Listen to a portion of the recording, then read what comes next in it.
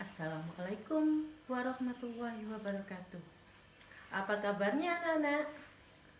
Pagi ini tentunya kalian sehat, bersemangat, dan riang gembira. Ibu punya sebuah lagu untuk kalian. Dengarkan baik-baik. Ada yang muda, ada pula yang tua. Yang muda hijau, yang tua merah. Tomat, tomat, tomat, itulah namanya, buah tomat berguna. Tomat, tomat, tomat, itulah namanya, buah tomat berguna. Nah, anak-anak, lagu tadi judulnya adalah Tomat. Tomat tentunya kalian pernah makan semua dan juga tahu bentuknya.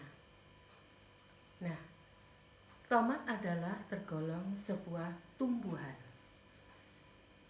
Anak-anak, tumbuhan banyak sekali macamnya. Ada jeruk, ada apel, ya. Terus ada yang itu tadi yang berbuah. Yang tidak berbuah, berbunga. Misalnya bunga melati, bunga mawar, bunga anggrek, dan lain-lain. Juga ada pohon yang besar. Ya, itu juga tergolong tumbuhan. Ibu punya sebuah dongeng. Suatu hari ada dua orang pengembara.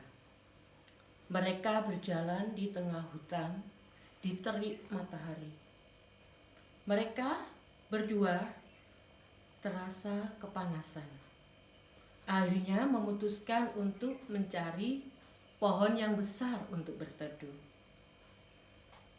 Kedua pengembara tadi duduk di bawah pohon sambil berteduh. Ditengoknya ke atas. Pohon tadi memang tidak berbuah, tapi daunnya sangat rindang. Kemudian pengembara tadi mengeluarkan sebuah kata-kata, sangat tidak menguntungkan ya pohon ini, besar tapi tidak berbuah. Kemudian pohon tadi menjawab, kamu sudah diuntungkan dari pohon saya. Meskipun tidak berbuah, pohon ini sangat teduh untuk berlindung. Saya juga mengeluarkan oksigen untuk kamu bernafas. Nah, itu tadi anak-anak dari cerita ibu yang sudah diutarakan tadi. Pohon atau tanaman, hewan itu punya manfaat bagi manusia. Ya. Tanaman itu mengeluarkan oksigen untuk manusia bernafas. Sangat dibutuhkan manusia untuk bernafas. Ada juga yang mengeluarkan buah. Buah bisa dimakan, bisa diolah menjadi makanan. Hewan juga demikian. Misalnya ayam, bebek, sapi, kambing. Kalau ayam, dagingnya bisa dimakan. Kemudian ayam juga bertelur, telurnya juga dimakan. Sapi, dagingnya dimakan.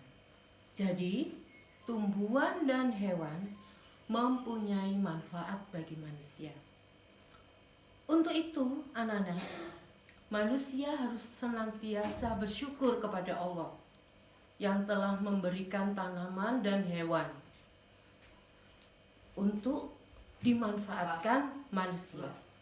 Sebagai bentuk bersyukur kepada Allah, kita sholat, berterima kasih.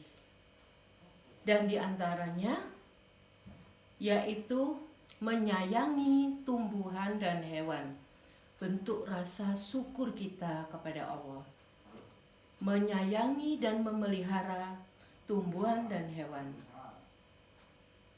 untuk berterima kasih kepada Allah. Nah, anak-anakku, Ibu ada sebuah dongeng mengenai asal mula pohon kelapa.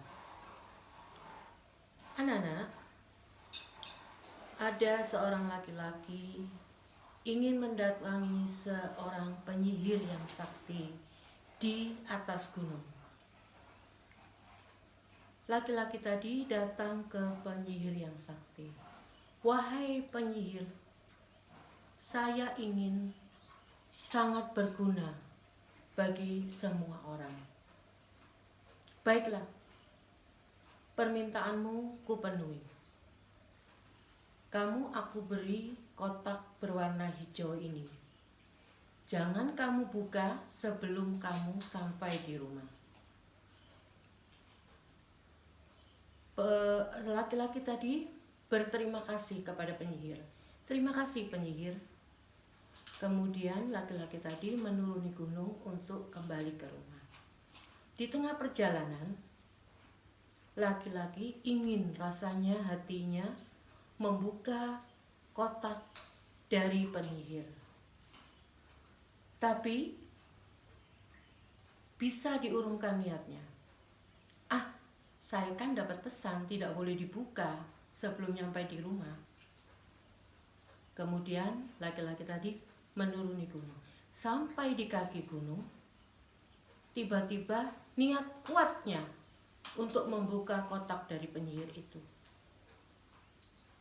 Kemudian laki-laki tadi membuka kotak itu. Tapi apa yang terjadi? Setelah dibuka, ternyata dirinya berubah menjadi pohon kelapa. Nah, anak-anak, kalian tahu pohon kelapa itu sangat berguna bagi manusia.